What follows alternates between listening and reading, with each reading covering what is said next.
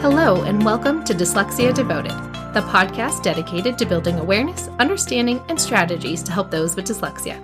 I'm your host, Lisa Parnello, dyslexia therapist and founder of Parnello Education Services. Join me as we dive into today's episode of Dyslexia Devoted. Hello, friends, and welcome to episode 76 of Dyslexia Devoted. I'm going to preface this episode by saying my asthma and I are definitely not friends this week. So please forgive any raspiness in my voice or extra size in my podcast episode. I figured it's either this or no episode this week, so I figured you wouldn't mind dealing with things not being perfect because that's not the real world anyway.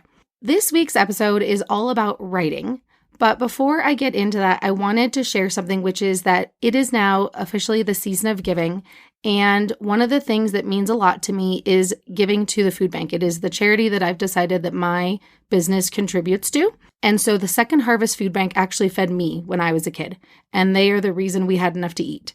And so now that I have a business and some months I have extra, so anytime I have a little extra, I give it to the food bank. My mom donates her time to the food bank and goes and packs boxes of food for people. And it's something that just means a lot to us. So I've decided to create a fundraiser that between now and the end of November, I would like to raise $500 for the food bank. So if you get the Dyslexia Devoted newsletter, it was actually in the PS at the end of this week's newsletter. So I would love if you go and click that and donate to the food bank. If you are not on my newsletter, I would absolutely love if you joined it. It's just parnelloeducation.com/email. And then in those emails, I always send a little more than what was actually in the podcast episode for the week. For next week, you'll actually get the resources for all of my Black Friday deals, which is also awesome. And for today's episode, number 76, it is all about motivating kids to write. So that newsletter this week is going to have links to all the writing resources that I'm going to be mentioning in this week's episode. So be sure to hop on that Dyslexia Devoted newsletter and get all the details. If you don't feel like joining the newsletter, you can always get the episode details if you go to parnelloeducation.com/episode 76 or whatever episode number it is if you want links for other episodes. For this week, I had my friend Kelly over at Handwriting Solutions. She actually generated a list of 5 things that you can do at home to help with handwriting. So this week, in addition to the podcast with all the resources I'm giving you about writing, Kelly has created a blog post for you that will give you even more information. So I will be linking that in the show notes as well as the weekly newsletter. So you can learn from both Kelly and me this week. I've gotten a lot of questions from parents and some parent/educators about how do you motivate kids to write? When we think about dyslexia, so much emphasis is put on the fact that kids are struggling readers. But the thing is, writing always falls behind reading. So while they may be not so good readers, they might be terrible writers because you can't learn to write something until you at least can recognize it in print before you can generate it yourself. It's always a little easier to read it. And then eventually the writing skills come next. And so when this happens, kids often start to shut down and they just really don't want to write anything. So let's talk a little bit more about that today. When we think about writing, sometimes we underestimate just how much work goes into writing. You have to use so many different mental processes simultaneously. You have to be generating original thoughts and ideas. You have to think about spelling patterns. You have to think about the motor movements of how do I hold my pencil? How do I write on the line? How do I make my letters go the right direction? And there's just so many things to think about when a child is writing that as an adult, you just write. If you have something you want to write down, you just jot it down really quick. But as a kid, it's not that natural. In fact, it's completely unnatural because humans made up writing. It's not a natural process. Think of any other animal on the planet. None of them have books. And so when we do this, we have to think about it's a lot of work. And what are we expecting of them when they have to do all of this work? And there's a very fair reason why they don't want to write. If we are going to read a word, we can see a spelling pattern and we know what it says. Or we can probably figure it out if somebody has explicitly taught it to us. But when we go to spell something, sometimes there's 9 different ways to spell the same sound. I'm not kidding. The sound E literally has 9 common ways to spell it. And so when a child is going to write, they get overwhelmed and don't even know where to begin. And then one thing that I often see is that kids will write really short, simple things because that's all they know how to write. So they might have these great active imaginations, and if you ask them to tell you a story, they will go on and on and on for a million years. Then when we ask them to write it down, they give you 2 sentences and say, okay, I'm done. And that's it. where do we find that middle ground between all the thoughts in their head and what they can write and put on paper? Now that we've talked about why kids don't want to write, and in case it wasn't already obvious, let's talk about some ways to make it a little easier. One of my favorite things to do is to pick a motivating topic. After so many years of teaching kids with learning differences, I've since narrowed down the basic topics that tend to work well for different times of year.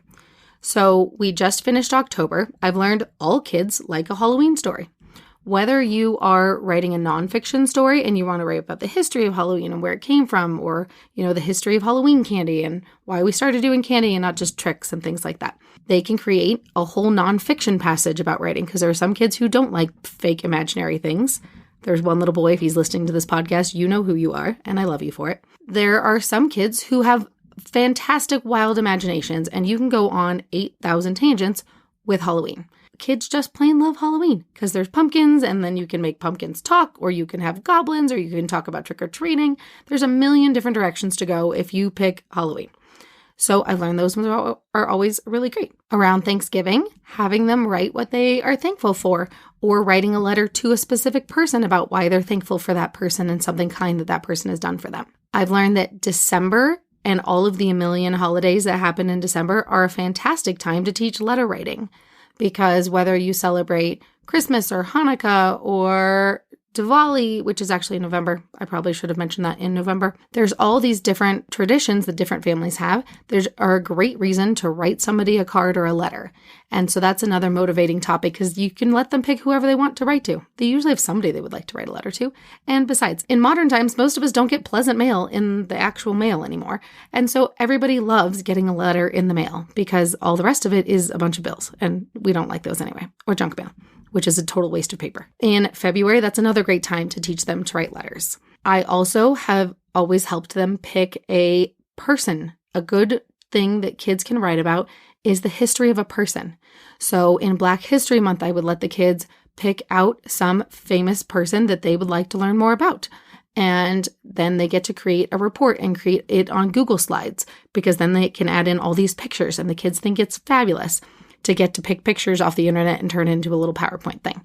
They always think it's super fun. If it is a science kind of project, I've let them do a writing project about a planet, and then they can research about a planet and then write about their planet. One of the things you will notice, all the things that are motivating means I did not pick the exact topic. I gave the kids a genre they have to write about, and then they get to pick their topic. One of the worst things is when you tell a kid, just write. And then they're like, what do you mean just write? Write about what? They need to have some direction, but also not something so rigid that they are like, well, I don't like that. I don't really want to write that, so I'm just not going to write anything. So you got to find that happy middle ground between giving them direction and a place to start directing their thoughts versus being super rigid and telling them too much about what you want them to write. Now, let's talk about the mechanics of writing. One of the reasons that kids don't want to write is because people nitpick on their every mistake. And that's why they just don't want to write about anything, or they will write it super simple because they're focusing only on words they know how to spell. So when we want kids to become better writers, we need to have some flexibility about how that works. Are they using speech to text and they're saying all of their thoughts out loud to the computer to type it for them? That's a great way to do it. Are we trying to get them to keep working on the physical component of actually writing with a pencil and paper? That's fine, but choose selectively what you want them to fix. Don't go nitpicking every single word that they spelled wrong. You need to be okay with phonetic spelling, meaning they spell the way they think they hear the sounds, not necessarily the correct way to spell the word. You need to decide, do you want them to do punctuation right away, or do you want them to get all their thoughts down on paper? Hint, hint, the second option usually works a lot better. I've seen so many parents get annoyed that their kid writes this paper that has no capitals or periods, but if you read it, it's really fantastic writing. When a child is writing, they sometimes can't think about both at the same time. It's very natural to us as an adult, but to a child with a learning difference, it is massively different to think about, where do I put a capital? Where do I put a comma? Where do I do my spacing? Compared to, here's my story of what I want to tell my story. And so sometimes the kids have to separate those two things. Sometimes it is a get all your thoughts out, and then later we'll go back and add punctuation. And then maybe on a different day, you go change the spelling. That is another really important part, is making sure we're not nitpicking on every error or they will never write for you again. You have to pick your battles or you will lose. And we want kids to be motivated writers because there's actually a lot of writers who have dyslexia. They have amazing ideas and thoughts, but you got to get there one step at a time, and expecting them to write something perfect is not going to happen right away. You got to give them the time and the explicit instruction on how to be a good reader and how to be a good speller, and then the perfect spelling can happen later on. Okay, well, maybe not perfect. Even my spelling's not perfect. You should see some of the emails I write when I'm quickly responding between kids. Another way to motivate kids to write is to let them draw in between pages. So if you break it up where you are not having them write a whole bunch at one time, having them just write a few sentences, and then after those sentences are done, they can draw an illustration above them or next to them or wherever, and let them illustrate that goes with the story. A lot of times that can be really motivating too. And it switches up the processes in their brain of what they're thinking about. And they can let some more of those creative juices flow when they're drawing and coloring and adding details to their illustration, which can then motivate them to write a little bit more on the next page. So breaking it up where they can mix it between writing and drawing can also be very motivating to kids. And then they're really proud of their drawings. One thing that I've done is sometimes I'll let the kids handwrite their story with their own thoughts and their own ideas and just get it all out. And then they type their story onto a computer, and then the computer can actually fix their spelling for them. Sometimes the kids get a little less mad at a computer than they do at a person who's correcting their spelling because it's less personable, and they're not so much angry at you for correcting their spelling. They're just like, oh, look, spell check fixed it for me. And they're thrilled. That's another thing, is thinking about who is doing the correcting. Is it you or a inanimate object? Sometimes the inanimate object is a lot less likely to get arguments than you are. And the ultimate motivation for a kiddo is to get validation. Wow, you worked really hard on this. Wow, I love you got all these letters right. Let's add this one other one on top of it. Notice I did not tell them they spelled something wrong. Sometimes I will say, look, keep all those letters you have here, just also add this other one, like a silent E or whatever it is that they're missing. And that way you are validating how much of it they got correct. You can tell them, wow, I love how creative your story is today. Oh my goodness, look how much that illustration matches the details you were giving in your writing. And make sure that you point out that it took a lot of work and it took them a lot of focus, and compliment them if they didn't get upset at you when you gave them a correction of something that may have been misspelled. And say, wow, I really love how well you took that feedback when we had to fix that spelling. I'm so proud of you for learning that sometimes mistakes are just part of the process. And that's one of the things that kids need to hear more, is think about if you are a kid with learning differences, most of your day is somebody telling you did something wrong. So make sure you make an extra good point about pointing out all the things they did right. Point out, wow, you look at that really hard word you spelled all by yourself. Wow, I really like that you said that word one syllable at a time to make sure you got all the sounds in that word. And then you might say, hey, let's fix the spelling of this, but this isn't something I've ever taught you yet. So that's why you spelled it wrong, because I actually haven't shown you how to spell that pattern yet. Or, you know what, that one's a rule breaker word. It makes no sense why it's spelled that way, but this is just the way we spell it. And I know a lot of times there is some magical etymology reason why something is spelled a certain way, but kids don't want to hear that. They want to hear that, like, oh yeah, this word's just weird. And then you can blame the word. Okay, so let's recap this week's episode. First, we talked about please donate to the food bank. My goal is $500 by the end of November. Then we talked about why writing is so hard. It uses so many different parts of the brain that we take for granted as adults that we just pick up a pen or a pencil or a computer and just start writing. It's not that easy for a kid. We also talked about picking motivating topics. When you pick something that gives them a little direction, but not too much direction, that's usually the sweet spot. If you're being too rigid or too wide open, neither one of those usually work out very well. Then we talked about validating why writing is so challenging and all the awesome strategies and all the things the kids did right. Because endless corrections and being told you're wrong all the time sucks for anyone. So we want to make sure that we point out all the things that they did correct. Even if they have a word that's misspelled, but most of the letters are all there, they just need to add one more thing to it. Validate that. Hey, leave all the letters you have. You did a great job. There's just one extra one we need to add in also. It's that whole like yes and thing where it feels a lot better than nope, that's wrong. Yes, and feels so much better. I really hope to see you again next week. It is Black Friday next week, so I will be telling you about all the awesome deals I have going, including a brand new course that's coming out.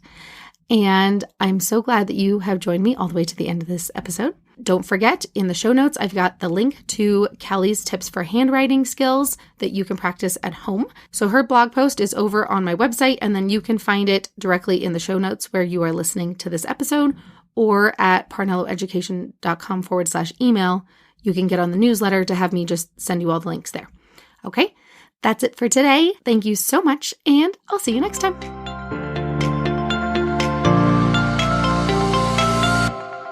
Thanks for tuning in to today's episode. If you want to learn even more about dyslexia, check out parnelloeducation.com/courses. See you next time.